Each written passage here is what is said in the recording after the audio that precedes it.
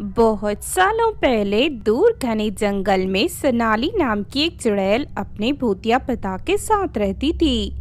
सोनाली चुड़ैल के पिता को सोनाली की बहुत फिक्र होती थी, पर सोनाली की अच्छी परवरिश के लिए रूबिका नाम की एक चुड़ैल से दूसरी शादी कर लेते हैं। रूबिका चुड़ैल सोनाली के पिता के सामने अच्छी माँ होने का बहुत दिखावा करती थी, लेकिन दूसरी तरफ सोनाली उसे बिल्कुल पसंद नहीं थी। एक दिन सोनाली अपने कॉलेज के लिए तैयार हो रही थी, तभी रूबिका उसका बैग छीन लेती है। अरे नालायक, तूने बहुत पढ़ाई कर ली, आज से कॉलेज जाने की जरूरत नहीं है। घर में रहकर मेरी सेवा कर, यही तेरा काम है। माँ, मेरी पढ़ाई क्यों छुड़ा रही हो? मैं तो वैसे भी घर के सारे काम करती हूँ। नहीं नहीं, मैं अपनी पढ़ाई नहीं छोड़ सकती। सोनाली की ये बात सुनकर रूबिका चुड़ैल नाराज हो जाती है और सोनाली के पिटाई करने लगती है। फिर वो जलती हुई चूल्हे से लकड़ी निकालकर सोनाली के दोनों पैरों को जला देती है। अभी तो मैंने सिर्फ तेरे पैरों को जलाया है, अगर दोबारा तूने मेरे खिलाफ जाने की कोशिश की तो मैं सच में तेरे पैरों को काट दूंगी। और हाँ, एक बात अच्छी तरह अपने खोपड़ी में उतार ले, अगर इस बात की शिकायत की तो मैं तेरे पिता के साथ साथ तुझे भी मार कर जमीन में दफना दूंगी। शादी से पहले मैंने कई चुड़ैलों का खून किया है, मेरे बारे में तू नहीं जानती। इतना कहकर रूबिका चुड़ैल वहाँ से चली जाती है। इस तरह रोज रोज सोनाली पर अत्याचार करके रूबिका चुड़ैल उसके दिल में पूरी तरह अपना डर बैठा देती है। फिर एक दिन, सोनाली इधर आ, मेरी बात ध्यान से सुन। अगले हफ्ते मेरा जन्मदिन है। मैंने अपने मायके से अपनी चुड़ैल सहेलियों को यहाँ दावत के लिए बुलाया है। मैं उन्हें इंसानों का ताज़ा मुलायम मांस खिलाना चाहती हूँ, इसीलिए तू पास के गांव में जाकर वहाँ से खूबसूरत लड़कियों को पकड़ कर ले आ।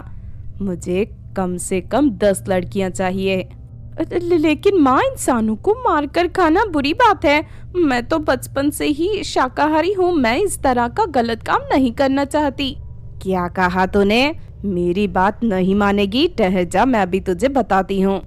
इतना कहकर रूबिका चुड़ैल एक बड़ा सा खंजर निकाल लेती है। उस खंजर को देख सोनाली के हाथ पैर कांपने लगते हैं। नहीं, मुझे कुछ मत करना, तुम जैसा कहोगी मैं वैसा करूँगी। उसके बाद सोनाली चुड़ैल अपना रूप बदलकर पास के गांव में चली जाती है। तभी उसे कॉलेज जाती हुई 2 लड़कियां दिखाई देती हैं। पर सोनाली चुड़ैल उन दोनों लड़कियों का पीछा करने लगती है और मौका मिलते ही उन दोनों के सर पर डंडे से वार करके उन्हें बेहोश कर देती है। उसके बाद वो दोनों को उठाकर अपने घर ले जाती है। अरे वाह, ये दोनों लड़कियां तो बहुत खूबसूरत हैं। इनका मुलायम मांस खाने के बाद बड़ा मजा आएगा। मैंने इन्हें ले जाकर घर के तहखाने में कैद कर देती हूँ। उसके बाद रूबिका चुड़ैल उन दोनों लड़कियों को घर के तहखाने में कैद कर देती है। अगले दिन सोनाली चुड़ैल और भी लड़कियों को पकड़कर लाना शुरू कर देती है। देखते ही देखते वो 10 लड़कियों को पकड़कर रूबिका के हवाले कर देती है। कल मेरा जन्मदिन है, अब मैं अपनी सभी सहेलियों को बढ़िया दावत देकर खुश कर दूंगी। फिर अगले दिन रूबिका चुड़ैल की सारी सहेलियां उसके घर पर आ जाती हैं और वो सभी दावत की तैयारी शुरू कर देती हैं। दूसरी तरफ ये बात जानकर सोनाली के पिता रूबिका चुड़ैल पर बहुत नाराज होते हैं, लेकिन रूबिका चुड़ैल अपना गुस्से वाला रूप दिखाकर उन्हें डराकर शांत कर देती है। बेचारी सोनाली चाहकर भी कुछ नहीं कर पा रही थी, इसीलिए अपनी इस मजबूरी पर वो नदी के किनारे बैठकर रोने लगती है। तभी उस नदी के पास से गुजर रही एक जादूगरनी सोनाली चुड़ैल को रोते हुए देख लेती है। सोनाली को देखते ही जादूगरनी समझ जाती है कि वो एक नेक चुड़ैल है। क्या हुआ चुड़ैल बेटी, तुम यहाँ बैठकर क्यों रो रही हो? सोनाली जादूगरनी को अपनी सौतेली माँ की दुष्टता के बारे में सब बता देती है। आज मेरी माँ अपनी सहेलियों के साथ मिलकर 10 मासूम लड़कियों की हत्या करने वाली है। फिर वो सभी मिलकर उन लड़कियों का मांस खाएंगी। मैं किसी भी कीमत पर उन लड़कियों को बचाना चाहती हूँ, लेकिन मेरी सौतेली माँ बहुत खतरनाक है, मैं उसका सामना नहीं कर सकती। अच्छा तो ये बात है, तुम चिंता मत करो बेटी, मैं तुम्हारी सौतेली माँ और उसकी जालिम सहेलियों को सबक सिखाऊंगी, चलो मेरे साथ। उसके बाद जादूगरनी सोनाली चुड़ैल को लेकर सीधा उसके घर पहुंच जाती है। जादूगरनी फौरन अपनी जादुई शक्ति से सभी चुड़ैलों को रस्सियों से बांध देती है। अरे ये जादूगरनी कहाँ से आ गई?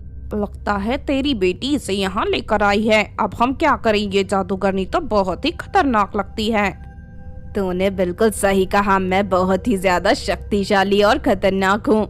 अब मैं तुम सबको सबक सिखाऊंगी। उसके बाद जादूगरनी उन सभी चुड़ैलों की चोटी काटकर आग में जला देती है। दुष्ट जादूगरनी, ये तूने क्या कर दिया? ठहर जाओ, अभी तो मैं तुम लोगों के साथ इससे भी ज्यादा बुरा करने वाली हूँ। उसके बाद जादूगरनी रूबिका चुड़ैल के साथ साथ उसकी सभी सहेलियों के गले में एक एक जादुई माला पहना देती है। अब तुम सबकी सारी शक्तियाँ खत्म हो चुकी है। तुम चाहकर भी कभी किसी इंसान का शिकार नहीं कर पाओगी। अगर तुमने कभी किसी इंसान पर हमला करने की कोशिश की तो मेरी जादुई माला उसी वक्त तुम्हें जलाकर राख कर देगी। तुम्हारा बहुत बहुत शुक्रिया जादूगरनी, तुमने मेरी चंडाल चुड़ैल माँ और इसकी बुरी सहेलियों को अच्छा सबक सिखाया। अब आज के बाद ये चाह कर भी कभी कोई गलत काम नहीं कर पाएंगी। उसके बाद सोनाली चुड़ैल रूबिका चुड़ैल की सभी सहेलियों को वहां से भगा देती है। फिर सोनाली चुड़ैल घर में कैद सभी लड़कियों को आजाद करके उन्हें सही सलामत उनके घर पहुंचा देती है। दूसरी तरफ सारी शक्तियां छिन जाने के बाद रूबिका चुड़ैल भीगी बिल्ली बनकर रहने लगती है। इस तरह सब कुछ ठीक हो जाता है और सोनाली चुड़ैल फिर से अपने पिता के साथ खुशी से रहने लगती है।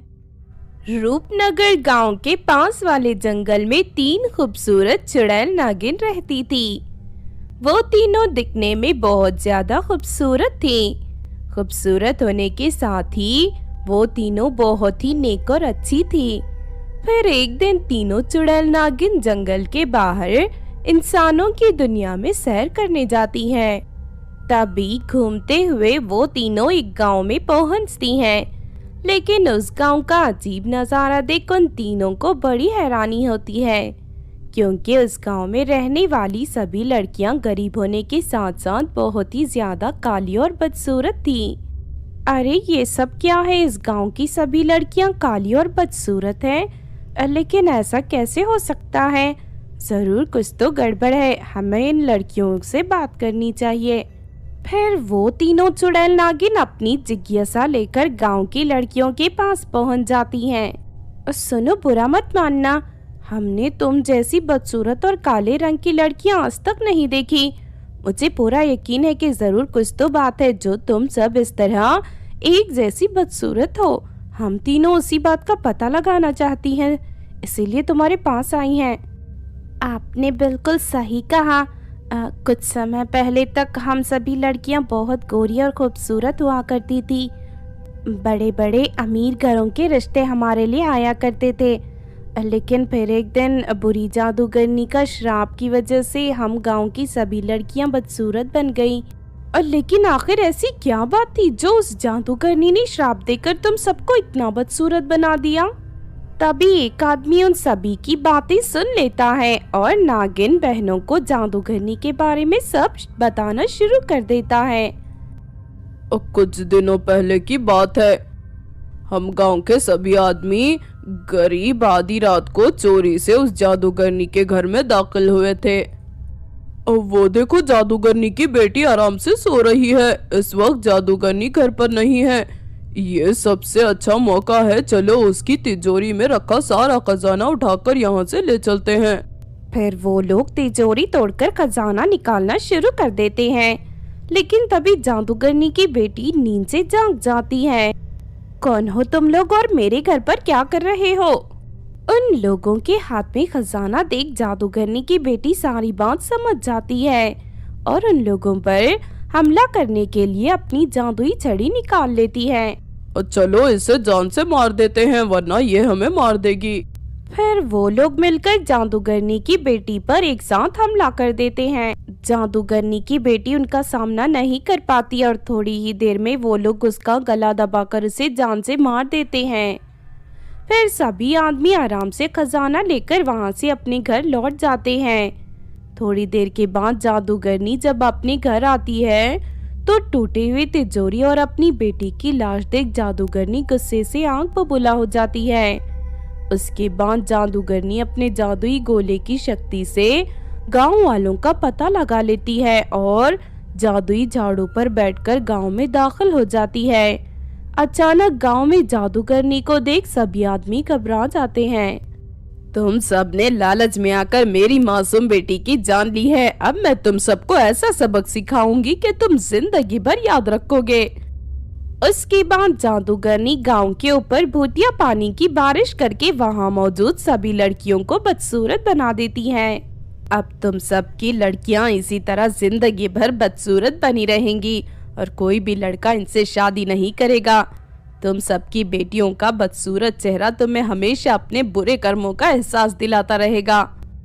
उसके बाद जादूगरनी अपना सारा खजाना लेकर वहां से चली जाती है। इस तरह हमने लालच में पड़कर अपनी बेटियों की जिंदगी बर्बाद कर दी।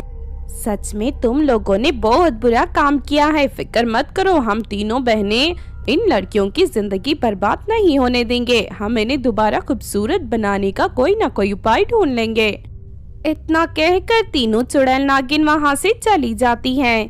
फिर कुछ दिनों बाद उन्हें जंगल की गुफा में रहने वाली बुढ़िया के बारे में पता चलता है। वो बुढ़िया बहुत ही बड़ी जादूगरनी थी।